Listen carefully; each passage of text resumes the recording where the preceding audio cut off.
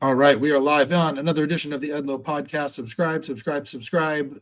I probably should at this point. I've done like 130 something episodes and I don't even have intro music, so I should probably get on that. But regardless, here we are. This is another fun one for me. I have Lieutenant Colonel Buzz Patterson, former United States Air Force, and you were a 20-year pilot, but then also worked in the Clinton administration.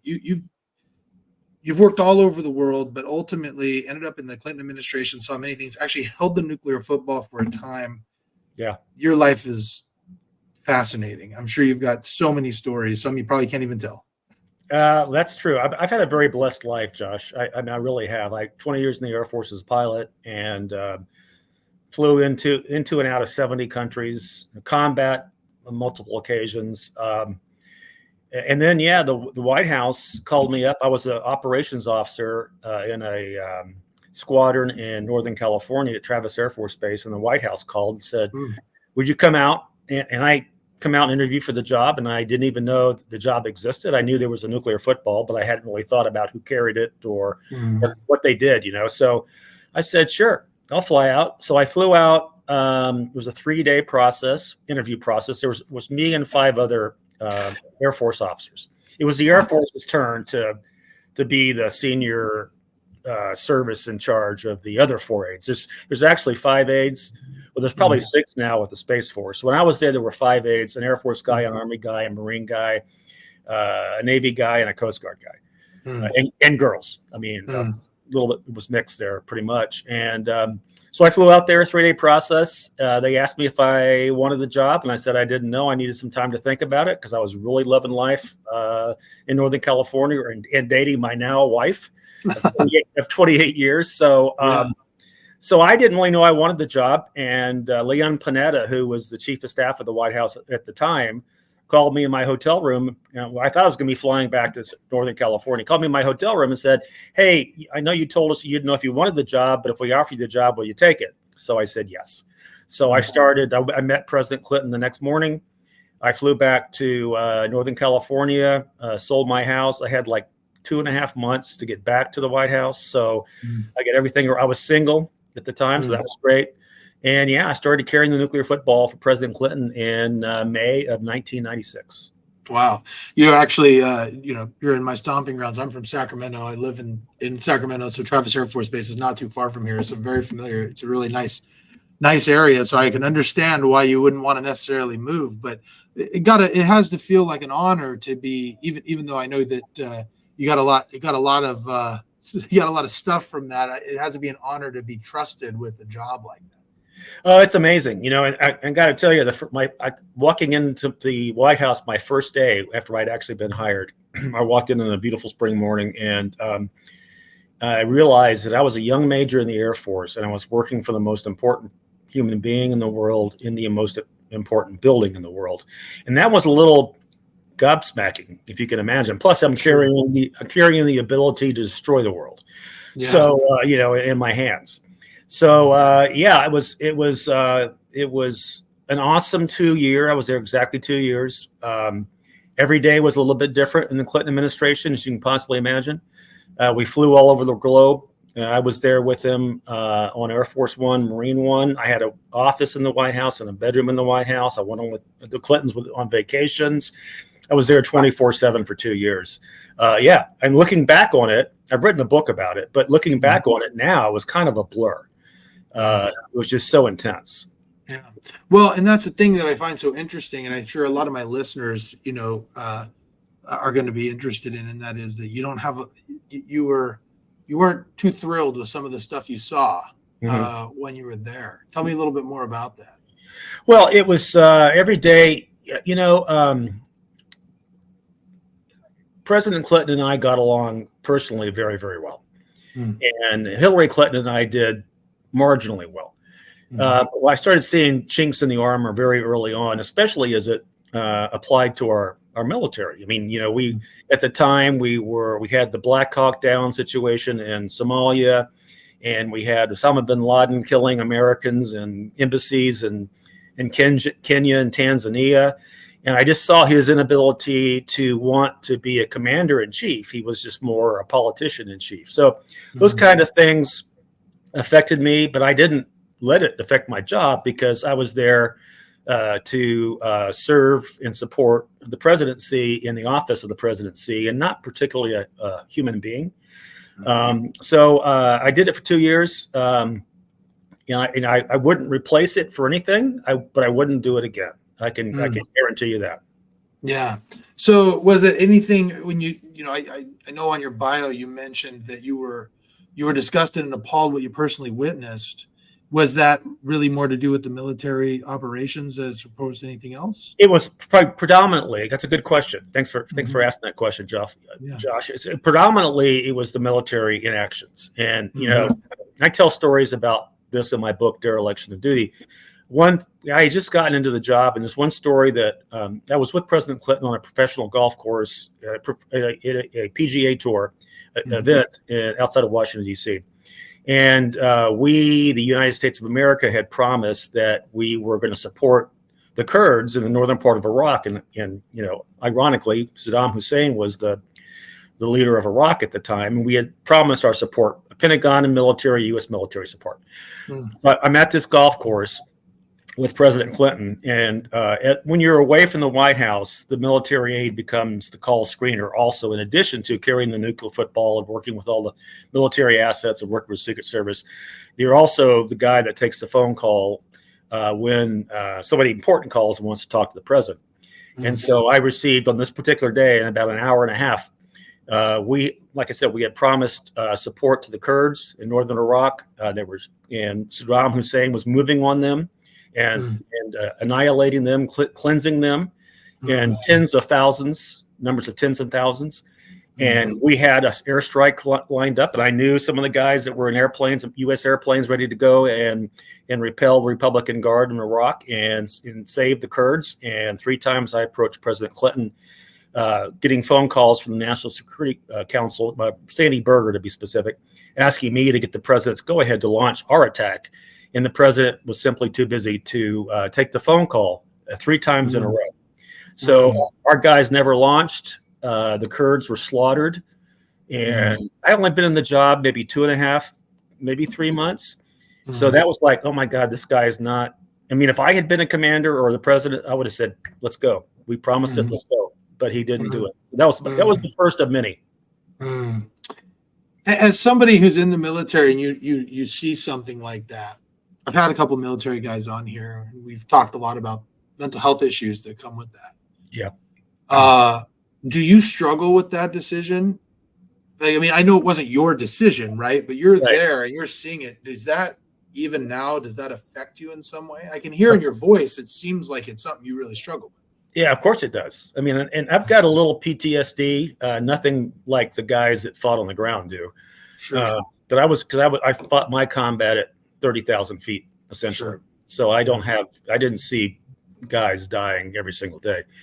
But so yeah, it did affect me. And I realized that, but I was sworn to protect and defend the Constitution of the United States. And I'm not an Alex Vindman type where I'm going to go up the chain without going through the chain. And I just didn't think it was my job or my role at the time. I felt sorry for the people, and I felt sorry for my peers and friends that were in cockpits that wanted to go execute this mission and weren't allowed to. So yeah, it was disappointing, and there were several more. So that was just the first one. But yeah, I mean, he would ask me about military policies and philosophies frequently, but I wasn't the deputy joint chief staff or anything. I was a major, and then I became a lieutenant colonel while I was there. As I was just there to serve him, and my sworn goal, Josh, was not to get him hurt, not to embarrass him, just make sure that nothing bad happens to the country in the White House. So you served 2 years, and is there like a term when you do this? Is it like a term set? It's a 2-year minimum, and some guys and girls extend. I knew one guy that was there 3.5. I wanted to get the hell out of there, quite frankly. I wanted to go back to the Air Force and fly airplanes again. So I didn't fly for those 2 years. I was with him 24/7. So I had stopped flying to take the job. I wanted to go back to fly. I got married during that time, and I just thought, I want to go back to the Air Force and be a normal person and not have to deal with this anymore. And with the exception of one, all of my other military service friends that worked with me agreed. In fact, when I got out of the military, I was the first guy to actually get out of the military. I went to fly for Delta Airlines coming out of the military because our first daughter was born and she had some medical issues. So I got out of the military and I started having some of the other guys that I'd served with call me and say, you know what, you're the only one that can legally talk about this, because there's Uniform Code of Military Justice and all that stuff. So, because you can't do it while you're in uniform or active duty. So when I retired, they all called me and said, hey man, you got to write a book. You got to tell the real story. And I wrote Dereliction, and I got to be honest with you, I wrote it as objectively as I possibly could. I do tell personal stories, but I don't talk about a lot of the other stuff, Josh. I don't talk about Monica Lewinsky. I don't talk about these affairs. It's strictly a military officer who served directly and lived with the Clinton administration, sharing my thoughts and beliefs. It's kind of a clarion call, really. It was just not. I didn't think it was going to be a bestseller. I didn't think I was going to be on Rush Limbaugh. It was kind of getting stuff off my chest, right? So that was the entire motivation. And here we are, in 21 years later, and it's still selling, and it's a New York Times bestseller for almost a year. And so I just went right into a whole nother lifestyle right after experience, right after the White House and right after the military. Yeah. There's so many questions I have right there. The first one being, you hear a lot of stories. It's interesting. You say you don't want to talk about Monica Lewinsky and all that stuff. And I respect that, but there is a lot of lore around the Clintons, like as I'm sitting here and you start talking before you started talking, and I'm like, how have you not been suicided yet? You know what I mean? Like that kind of thing. In your experience, how much of that lore is just lore? Like from what your experience was, how much of that are they really that ruthless? Because they seem actually like he seems so charming, but we know that like there's a lot of questionable stuff there. Yeah. Your experience personally as a guy, like what did you think? Well, there's a lot of lore, but in my experience, most of it's true.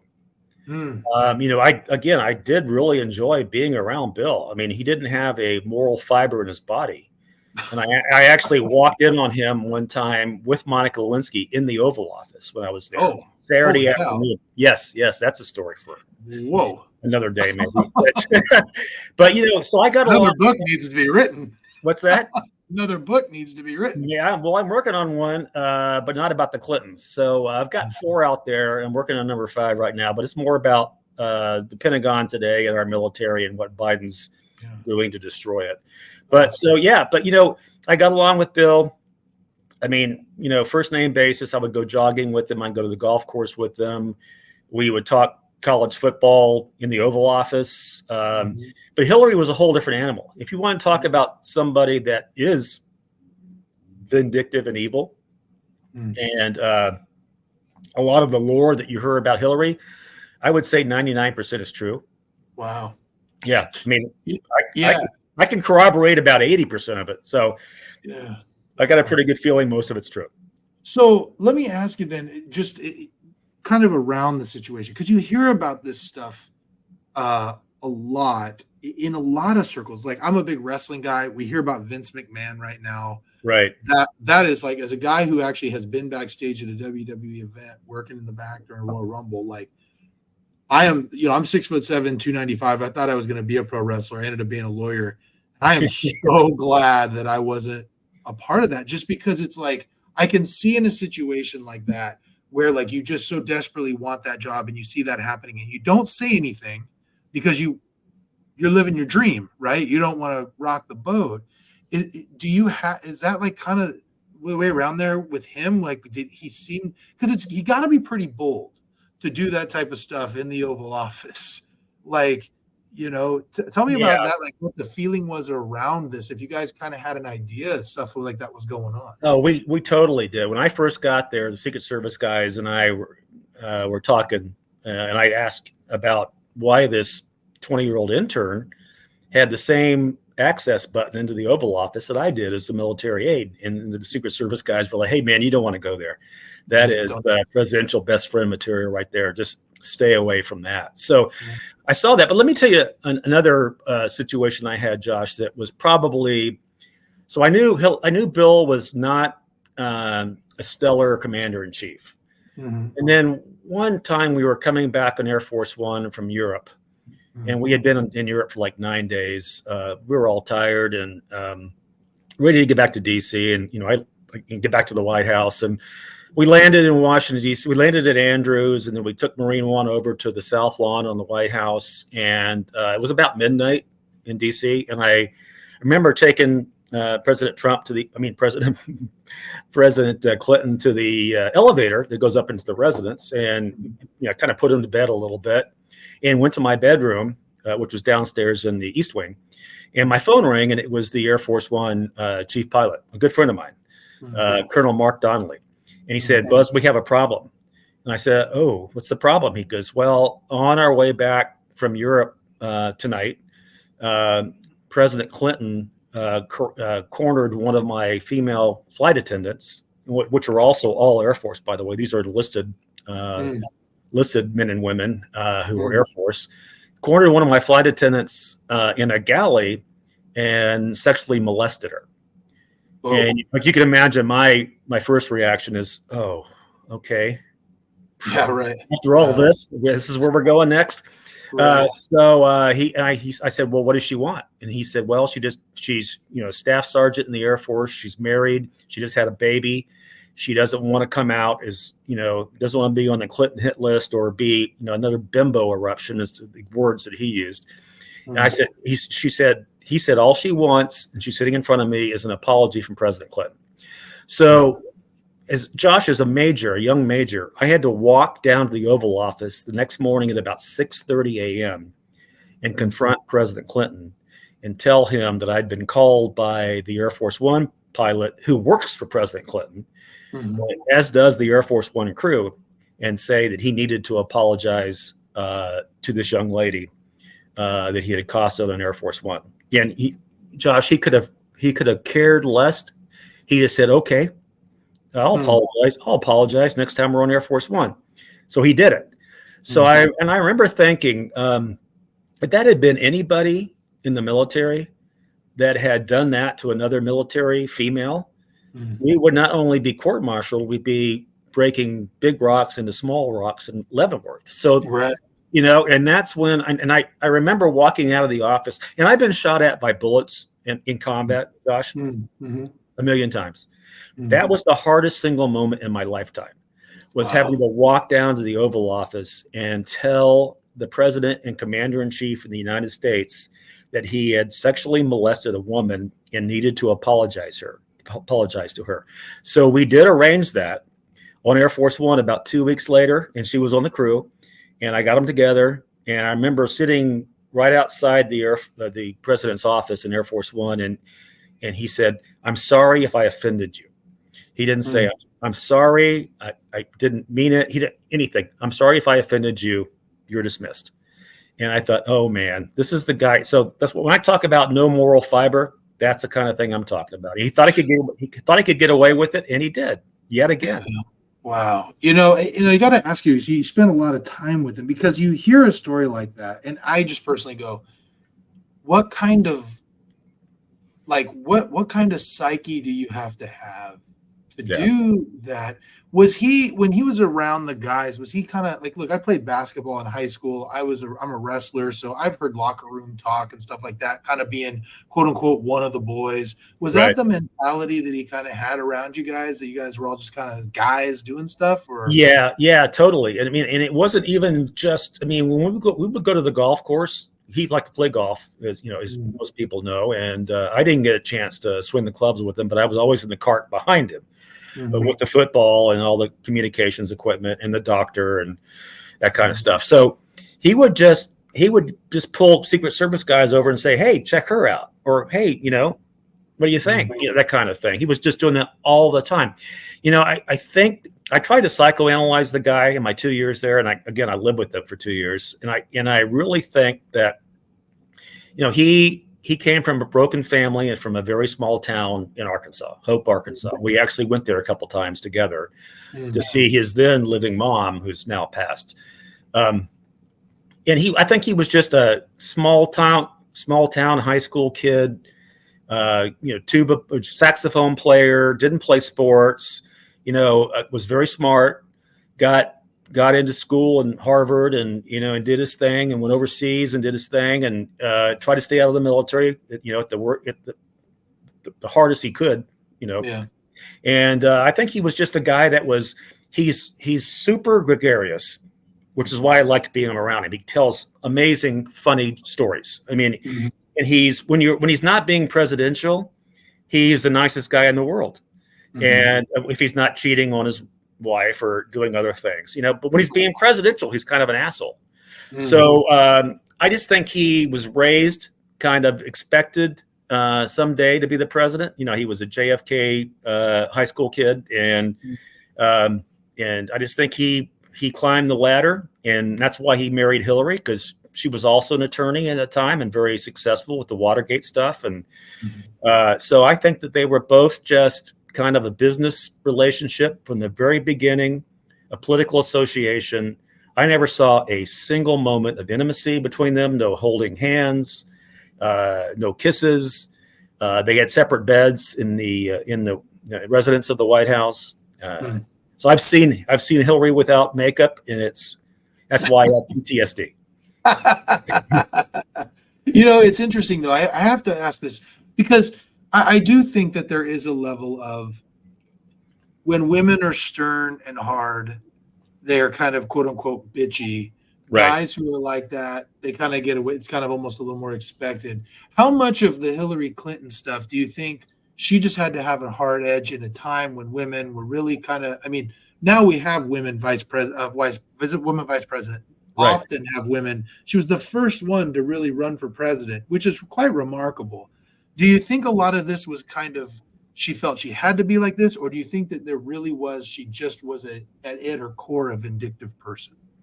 Well, I think the deal was when he got caught with Monica, and there were others that we won't go into, but when he got caught with Monica, she knew that her political future was threatened.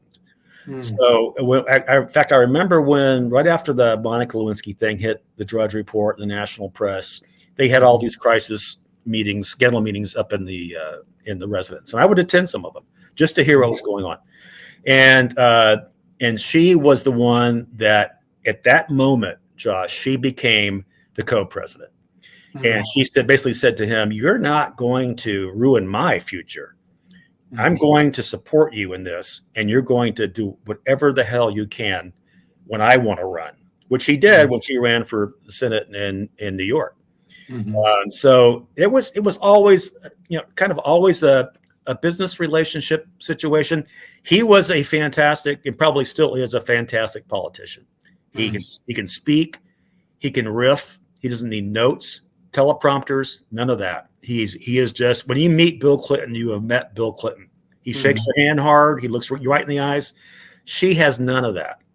She's not a public speaker. She's not nice. People know she's not nice. They flock to Bill and they hate Hill. And I think that's pretty accurate characterization. Wow. Yeah. Now, let me shift gears a little bit and talk to you about when you're holding the nuclear football. Were you, I don't know the psyche of that because no one's ever had to actually use it, at least not for the last 50, 60, 70 years, right? But at the same time, there's got to be a level of anxiety to that. Oh, sure. Knowing that, so tell me, like, day to day, were there any times where you were really anxious in holding that, or was it kind of a lull of all times, or was at some point where you just kind of like, yeah, I'm holding the nuclear football? No, every single day was on high alert. And so the only person that knows what's in the football is the military aide. And the only person that can get into the football is the military aide. So the way it's supposed to work is the president carries a set of nuclear codes, about a credit card size set of nuclear codes, which is kind of contained in an outer pocket thing that they have to rip open. And then they read the codes through the military aide who's on the phone with National Military Command Center in the Pentagon, who then goes out to all the commands that have the nuclear subs, the bombers, the missile silos, the whole nine. So it's supposed to work that way. And I was always on edge. I mean, literally always on edge. There were a few times where we had fake. So we would get a phone call from NORAD or the Pentagon saying potential missile inbound from China, Russia, whatever.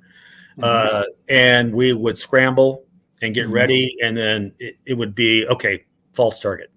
So there was a couple of times that happened. There was one time that Bill Clinton lost those codes, personally lost those codes, which had never happened in the history of the nuclear football or the military aid. Wow. So he didn't confess to it. And so he didn't tell me for several weeks, we think. And when he finally admitted it to me, the Pentagon wasn't prepared for that because they only change those things out every 2 or 3 months because you don't want to keep sending out a bazillion nuclear code messages to all the aircraft carriers and it's just not prudent. Right. So anyway, he lost those codes. We never did find them. There was probably he couldn't remember how long it had been when I pressed him on it. It could have been up to 3 months that he didn't recall where they were, and he didn't confess it. And that's also happened to happen during all the Monica Lewinsky stuff. So the fact that he lost the codes during that, he knew he was probably going to be impeached, all that kind of stuff. So he took his eye off the ball, which is another reason why, another thing I talk about in Dereliction. Wow, man. So now your political affiliation then, being there with Bill Clinton, did it change at all after seeing that? Well, yes, it did. When I actually got into the White House, I was just kind of apathetic, probably leaned more right than left, but I didn't really vote. In fact, when I had my interview at the White House, they asked me if I'd voted for Clinton. I said, no, I didn't vote. This was in 92. I started seeing things every single day. I started talking to my peers and watching what Clinton was doing, wasn't doing. And so I kind of went way right at that point. I didn't say anything about it. I didn't let it affect my performance. Again, I was there to serve the office and not the man.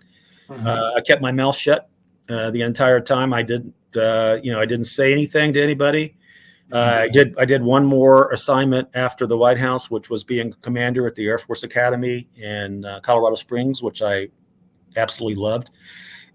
So I just got back to the Air Force and didn't say anything. And then again, I retired from the Air Force to go fly for Delta, and had all my buddies calling me saying, "Hey, why don't you write something?" And I'd never written anything before. I mean, I'd written how to fly in combat stuff, but I had never written anything creative, So well, I did it, and a publisher picked it up, and it became a bestseller, and I've been writing ever since. So it was just one of those things. Yeah. Wow, that's amazing. As you're doing this, as you're looking now at what we're dealing with now politically. Yeah, I mean, we got essentially not necessarily directly involved, but two wars that are pretty significant in the world going on right now. Right. I would say anybody who thinks that Joe Biden is working at full capacity is not being realistic, right? But at the same time, we have a Donald Trump that is also up there. Is also up there and older. And on top of that is also, sometimes you just wonder what he's thinking at the same time when he's saying the things that he's saying. Right. How is, as somebody who's been in the White House, seen the rigors of the job, right? I mean, you've been there 2 years. You saw how rigorous it is. Right. How concerned are you with how 2024 is shaping up? Well, I think we only have two choices. I voted for Trump in 2020, and I will again. Because I think he can turn around a lot of what's gone wrong in this nation, especially the border, especially the economy, the schools. I mean, he says some wacky shit. That's true. You know what I mean? Yeah. But and it's hard to get past it. It is. It's one of the best things that ever happened to him was getting blocked on Twitter because he doesn't have that resource anymore. Sure. And he can come back any day now. He's been invited back by Elon Musk, but he's chosen not to because he's got True Social. But so, yeah, I think that looking at our options, right? I'm pragmatic. Looking at our options, I don't think we're going to survive another 4 years under Biden. I don't think Biden's going to survive another 4 years under Biden. You know what I mean? And I don't think Kamala Harris is the answer either. I mean, I think that's a deficit if we get her on top of Biden. I just think Trump will walk in there again. I think he's old. He's older. He's not older than Biden. He still walks 18 holes. He doesn't drink. I think he says wacky stuff, but I like his policies. And they were way better for my family than Biden's policies have been. I'll put it that way, So I'm looking at it from what kind of country do I want to leave to my kids and their kids? And I don't think that I want to leave them Biden country. I think I want to give us 4 years of Trump, and then maybe hopefully somebody like DeSantis or get somebody more youthful into the position, somebody that's that's got some governing experience on top of that. I think DeSantis is one of the 2 best governors, maybe 3 best governors in the country. So I didn't support him for president because I don't think he was ready yet. But I support Trump, and again, I cringe. We're at a position right now, Josh, where our options are like, they're slim. They're slim. As somebody who's a poli-sci major and a lawyer who has just been interested in the process pretty much my whole adult life, just in the process of figuring it out, looking at the pipeline, I'm really more worried looking at the pipeline because there's just both on the Democratic side and on the Republican side, we're really low on people who are true leaders. I mean, say what you want about Donald Trump. I mean, he gets people to follow him. I mean, and that's the thing is that it's shocking to me. I'm not a Trump supporter. I'm not a fan. I do like some of his policies. There's others I don't, and I just can't get past a lot of the stuff that he says. Not a Biden supporter either. It puts me in a bad position. I voted third party, but but looking beyond Donald Trump, you look and you go, who on the side is going to be the next person? I thought DeSantis maybe was the guy. I think he showed some weakness during this primary that I didn't expect. And then on the Democratic side, I've always, even though I lean conservative, I don't see anybody on the Democratic side that interests me. The closest thing I had was Andrew Yang. I found him to be very interesting. But other than him, I haven't found anybody on the Democratic side that I go, well, tell me more about what you're saying. They don't. And so it's hard looking forward is this the, you hear every 4 years, this is the most important election we've ever had. I don't know if this one's it, but I think 2028 definitely is. You're going to get 2 brand new people running. Right. It's going to be very, very interesting at that point. Yeah. So here's and I agree with everything you said. But here's my point. Having worked at the White House and having actually ran for Congress as a Republican in Sacramento back in 2020. Well, nobody can win Republican around here. I mean, I got close. Close. Yeah, but I didn't win because I got zero support from the GOP. Who are you running against? I was running against Ami Bera at the time. Oh, yeah. He's a tough one to crack. Yeah. Yeah. Well, because he doesn't do anything. He makes a lot of money. He doesn't do anything. But here's the problem with our political process right now on both sides is we have created this industry of consultants, lobbyists, and I can speak to this personally, having gone through the pains of having a consultant, consultants, lobbyists, and people and politicians who are making big bucks. Not just their $174,000 they make, being a congressman or congresswoman, but they can speak and make millions. And we've created this subclass of an industry that it's really hard to penetrate. You've got to have a lot of money, and if you don't have a lot of money, you're not going to get support. And if you don't have support, you can't really run for office successfully. So we've created this problem that I think really again, I think one of Trump's greatest attributes is he wants to break that up.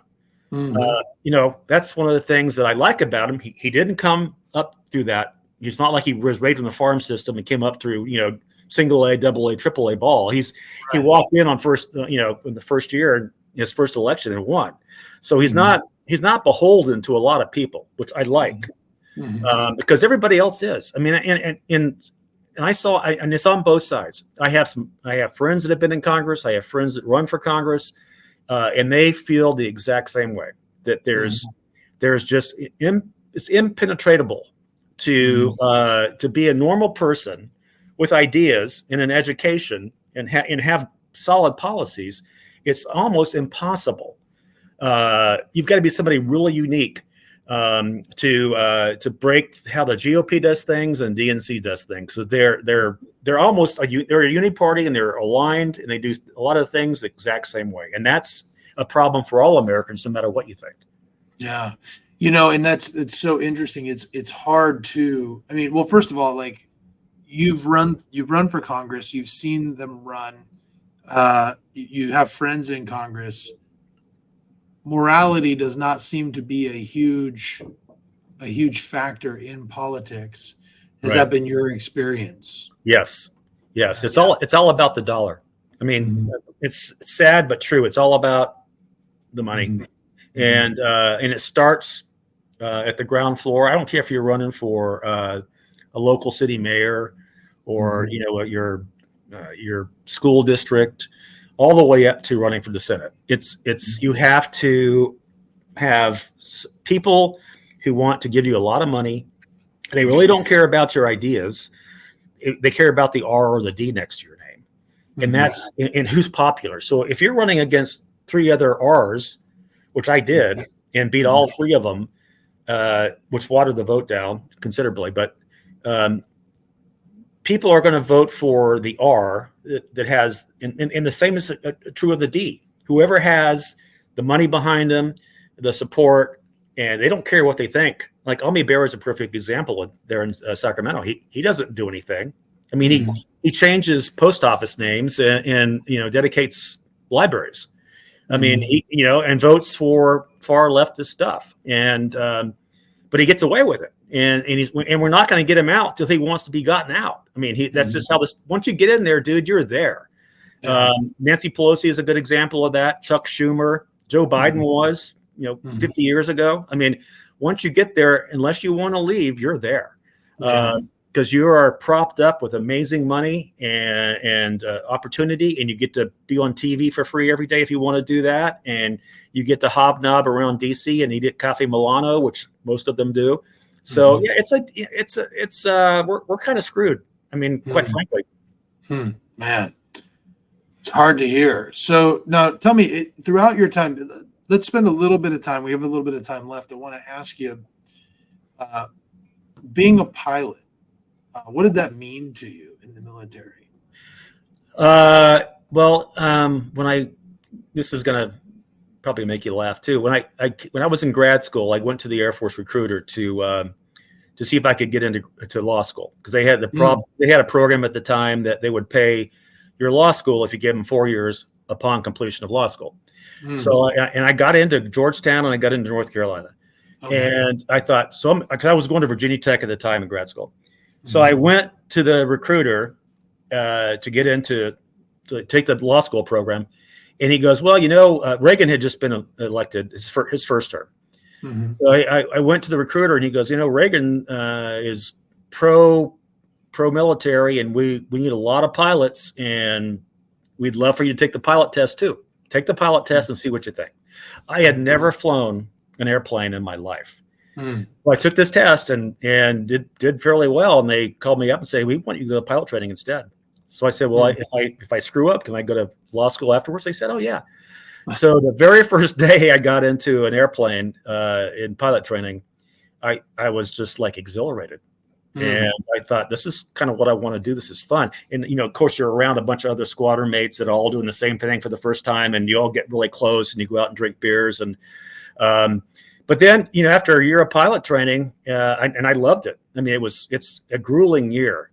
We lost about half of our class. We had a couple crashes, but the other half got just kicked out, washed out. But then one of my first experiences in the Air Force was flying into combat in Grenada during President Reagan's invasion of Grenada. Wow. And getting shot at and going, wow, this is kind of cool. I mean, I was single. I didn't care. I was young. I was just wanted to fly airplanes, and I flew airplanes all over the world. And I just really enjoyed it. I loved it. I was good at it. And and that's why when I finished 20 years in the Air Force with about 8,000 hours, I went to fly for Delta Airlines for another 16 years because I enjoyed flying. But I still do occasionally now. I'll go up in a Cessna just every once in a while, but it's expensive and I really don't have that much time. But so yeah, it was, I loved, flying. It's probably the best job in the world. The office view, you can't beat the office view, and people you meet and the places you stay are phenomenal. So so I look back on it fondly, but I'm glad I'm not still doing it. Yeah. Wow. Well, let me ask you, I ask everybody 3 questions. We're about out of time. I appreciate everything that you've said. I asked 3 questions to everybody. First question is, what would you say? You've lived a very successful life. What's the biggest success that you've ever had? Success, like an individual success? Yeah. Yeah, being a squadron commander in the Bosnian War and flying into Bosnia every single day and having every single one of my guys and girls come back. I was there for 3 months, flying out of Frankfurt, Germany. And just that stress. Talk about that stress, being a commander, knowing your guys are flying into combat and you flying them in. I would always fly the first one in and the last one out. But knowing that we had, 180 people that we had to get home to Northern California, to Travis, after three months getting shot at daily. So that's probably my most favorite, my proudest achievement. Yeah. Awesome. Next question is, what's your biggest failure and what did you learn from it? Biggest failure was my first marriage. Got married too early, Air Force marriage, and that didn't last long. And then I was single for several years, and then met my now wife in 1995 in Japan. She's from Chico, though. She's a Chico State girl. Oh, okay. So she was a partier. Oh yeah. She's still pretty much a partier. In fact, she's working at the Reagan Library right now. She'll be home soon. But nice. Yeah, so she's a Chico girl, and so we met in Japan. She was over there on an internship thing, and I was flying over there, and somebody set us up on a blind date, and 29 years later, 3 kids later. So my biggest failure was my first marriage, but one of my other successes, I should have said this first. My most significant success was my wife, Nicole. That's awesome. Well, do you think, though, that having that experience with the first marriage made you a better husband for the second? Oh, 100%. 100%. And, one of the problems with the first marriage was my ex didn't want children. And I wanted kids. And I got to the point where I was just kind of, well, that's never going to happen. And then I ran into my wife, and she's much younger than me. So we've had 3. One graduated, one's in college, and one's in high school. In fact, my high school kid's actually right now doing a mission trip in Kampala, Uganda. Oh, wow. Yeah, he's a big sports kid. He's basketball and volleyball out here in Southern California. So. Oh, that's right. And my son is he's graduating high school right now. He'll be serving. We're Mormons, so he'll be serving a mission in about a year. But he played basketball. He's 6'3", he plays the guitar. The kid just doesn't. He's just good at everything. You know where he's going on mission yet? No, he won't know yet. He's going to attend a community college for a year, and then he'll submit his papers, and then they tell him where he's going. So we've got several Mormon. My son Chase has got several Mormon friends, and they're all setting themselves up for the next step. Yeah. So last question. So one day you're going to pass away, and when you do, there'll be a funeral, and someone will give a eulogy. What is the one thing you hope somebody says about you in your eulogy? Oh man, I just gave my mom's 2 months ago, and my dad died a year ago. My mom died 2 months ago, and those are both like the hardest things I've ever done. I would say just he's just a good dude. He was always a good dude, you know. Mhm. I'm a nice guy. I like being nice to people. I was raised right. Mhm. You know, my dad was in the Air Force for 33 years, so I grew up all over the world. Went to 8 schools in 12 years, K through 12, and then I went to 3 colleges. So I like people, and I just hope that I'm remembered for not being a douchebag. You don't strike me as a douchebag. You strike me as a straight shooter, and I appreciate that. So where can people find your books, and where can people, if they want to follow you, where can they follow you? Okay, my books, like I said, I've got 4. They're on Amazon.com is the best place to find them. Just search Buzz Patterson, and they'll all pop up.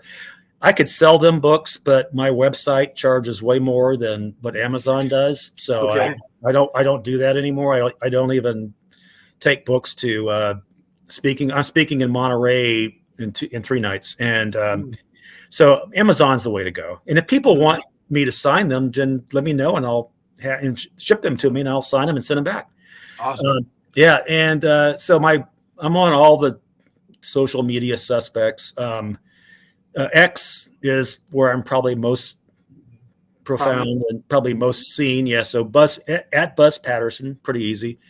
My Twitter, my Facebook is at Buzz Patterson, and my Instagram is at Real Buzz Patterson. So so hit me up. I'm active. I'm funny. I sometimes I'm a little rude when it comes to politics, but I don't hold back. And I also talk a lot about my experiences and people I've known over the years, and a lot of aviation stuff. So it's not all politics. I show a lot of aviation videos and pet videos. So it's not all hardcore stuff. That's awesome. Well, Buzz, I appreciate your coming on. You said you give me 45 minutes. I want to keep you your time. You're already over, but I appreciate it. For those who have listened, follow Buzz. It's been a pleasure. Let's do this again sometime. I really appreciate it. Yes, sir. Anytime, Josh. It's always a pleasure. I love talking about all the random stuff. So let's do it. Yeah. Right on. All right. Thank you. We'll talk to you later. Okay. See you, Josh.